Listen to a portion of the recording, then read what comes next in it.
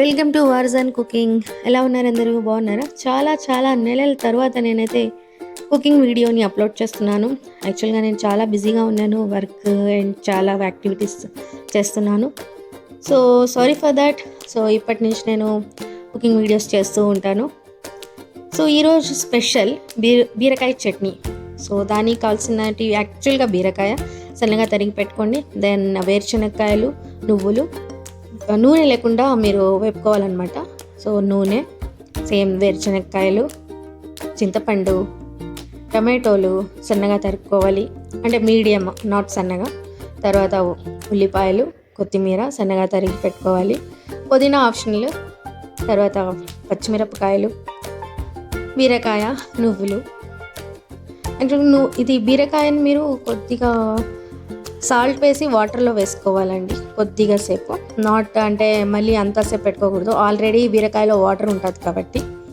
ఇంక తర్వాత అన్ని పచ్చిమిరపకాయలు, ఆనియన్, నూనెలో చింతపండు నూనెలో వేసుకొని కొద్దిగా వేపుకోవాలి పచ్చివాసన వెళ్ళేంత వరకు.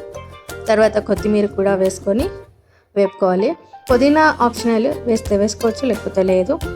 తర్వాత టమాటోలు మంచిగా పచ్చివాసన వెళ్ళేంత వరకు, మగ్గే వరకు వేపుకోవాలి. తర్వాత బీరకాయని కొద్దిగా మీరు మంచిగా వేపుకోవాలండి, అంటే దాంట్లో వాటర్ కంటెంట్ ఉంటుంది కాబట్టి వాటర్ అంతా ఇంకిపోయేంత వరకు మీరు బీరకాయని వేపించుకోవాలన్నమాట.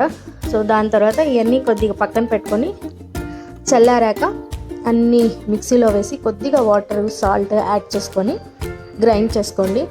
అంతేనండి, టేస్టీ బీరకాయ చట్నీ రెడీ. ఇది సూపర్ టేస్టీగా ఉంటుంది. ఎవరైతే బీరకాయ కూరలు చేస్తారు కదా, బీరకాయ పిల్లలు అయితే యాక్చువల్గా తినరనమాట. బీరకాయ చాలామందిని చూశాను నేను. సో ఇలా చేయండి, మీరు ట్రై చేయండి ఇంట్లో.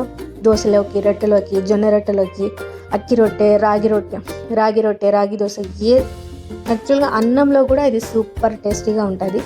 వేడి అన్నము, ఈ చట్నీ ఇంకా నెయ్యి వేసుకొని తినండి. సూపర్ అంటే సూపర్గా ఉంటుంది. ప్లీజ్ తప్పకుండా ట్రై చేయండి. And thank you so much for watching this. Do subscribe and follow me. Thank you. So మీరు దీంట్లోకి నేను మర్చిపోయినాను చెప్పడము, పోపు వేసుకోవాలండి. పోపు వేసుకుంటేనే రుచిగా ఉంటుంది చట్నీ అనేది. అట్లాగే మిక్సీ గ్రైండ్ చేసుకొని జస్ట్ అదే తింటే బాగోదు.